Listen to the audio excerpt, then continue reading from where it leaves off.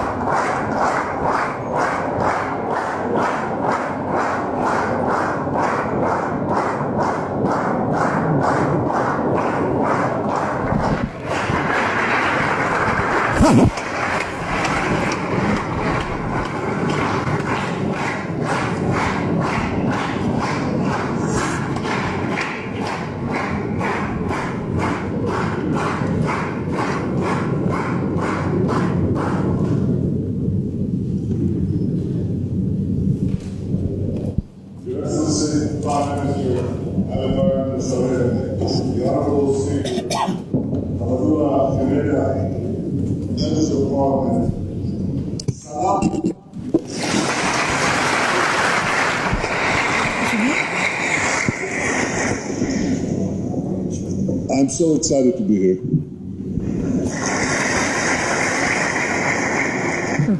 My delegation is excited to be here.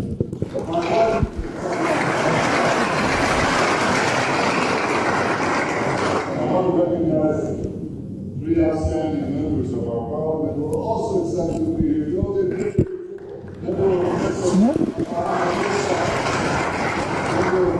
Former member of this, and our ambassador here in Addis Ababa, Zavada.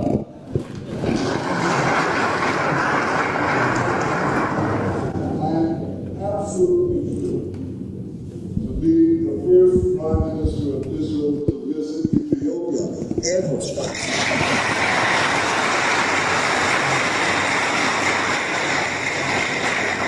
Well, what took us so long? And the answer is, I don't know, but I'm already planning the next visit.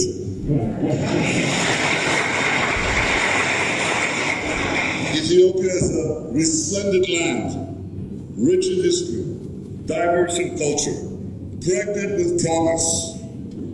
The Prime Minister said today in our meeting, he said something that is so true. He said, Israel has a place in the hearts of Ethiopians, and Ethiopia has a place in the hearts of Israelis, in the hearts of the Jewish people. I bring you greetings from Jerusalem, the eternal capital of the Jewish people, the place where I grew up, and the place where the Queen of Sheba met King Solomon 3,000 years ago.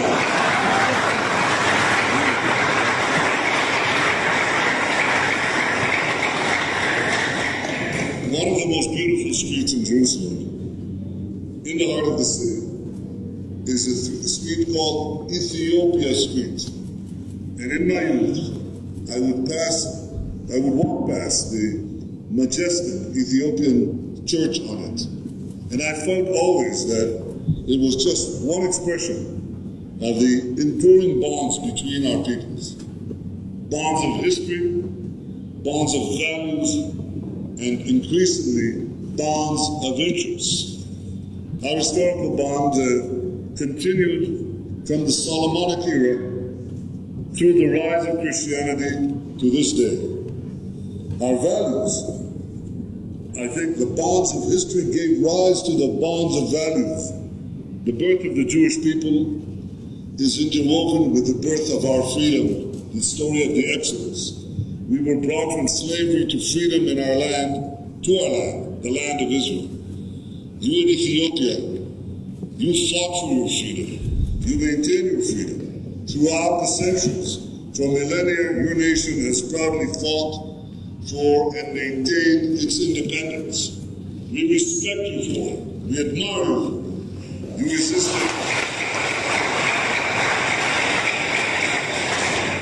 You resisted foreign rule and live as a free people in your ancestral homeland. And we too live as a free and independent people in our ancestral homeland. The struggle for freedom unites our two nations.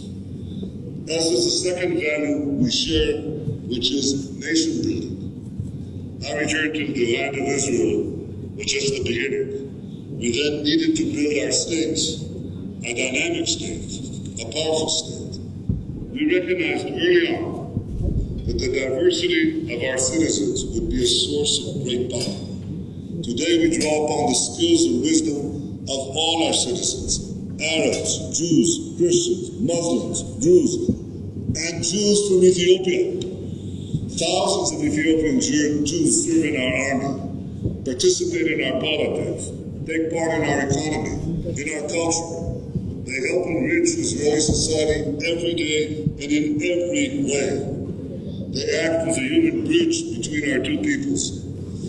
On the way here, I spoke to the two young flight attendants of Ethiopian descent. They are proud to be Israelis, and they're proud of their Ethiopian heritage.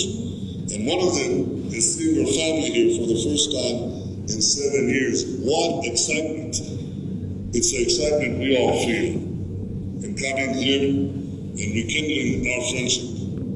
Our Declaration of Independence guarantees the rights of citizens, regardless of religion, race, or gender. And in fact, you know that protecting the access of all in the Middle East to the freedom of faith is a great challenge. Israel today is the only country in the Middle East that fully guarantees the religious freedom for all, for Jews, for Muslims, and Christians. You know that Christians are being slaughtered by ISIS and brutally repressed by the Iranian regime. In Israel, as in Ethiopia, Christians thrive, and I'm proud that our Christians, the Christian community in both our countries, are safe, secure, and free.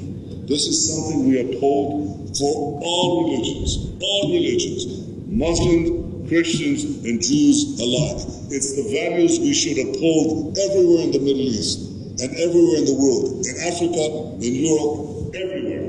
Freedom of faith for all. Ladies and gentlemen, these common values, these common bonds of history and values have led to common interests. Our two nations and every country are threatened by the forces of terror.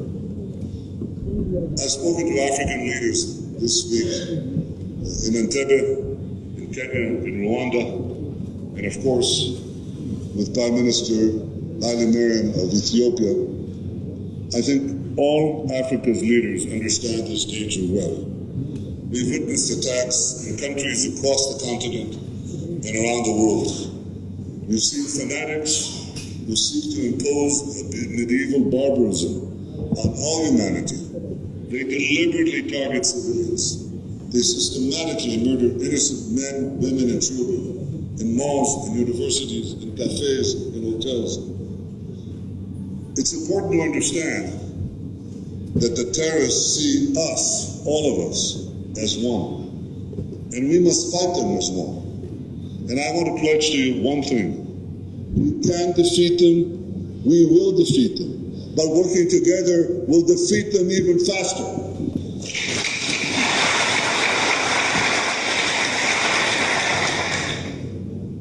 My friends, ensuring security is our first common interest. But it's certainly not the last. For too long, Africa was treated like an afterthought by much of the world. Many focused on its problems. Few saw its opportunities. But no longer. We are clear, seeing Ethiopia's potential and Africa's potential. And today I'm proud to announce that Israel is coming back to Africa in a big way. We had extraordinarily productive discussions, the Prime Minister and I and our teams. We see possibilities in every field of endeavor, in agriculture, in water, in energy, in space, in cyber, but in ways that will affect, as the Prime Minister said, the lives of ordinary Ethiopians. If you can have more water for your personal use, for crops, if you can make your crops more productive, if you can grow animals to produce, and cows, to produce milk in greater quantities. This is the question I ask everywhere I go. Which cow produces more milk per cow in the world? You think it's a Dutch cow? You think it's a French cow? It's not. It's an Israeli cow. And soon it could be an Ethiopian cow.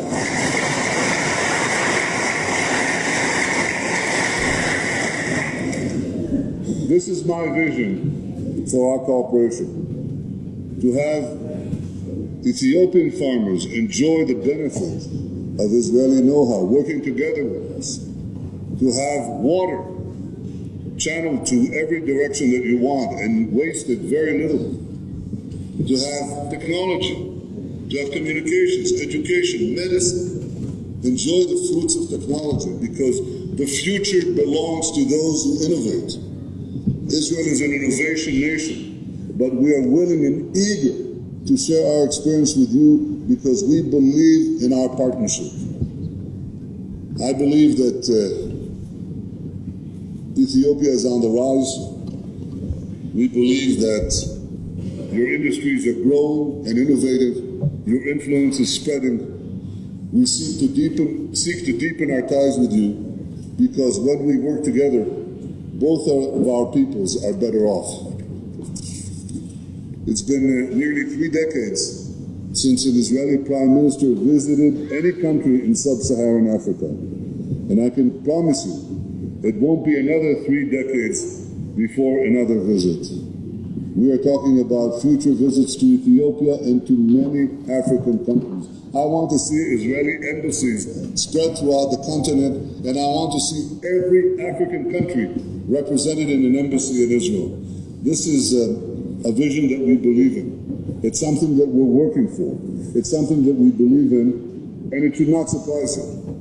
The founder of our state, of our modern state, was a young man who was 36 years old when he began, and he died very early at 44. His name was Theodor Herzl, and Herzl was a modern Moses.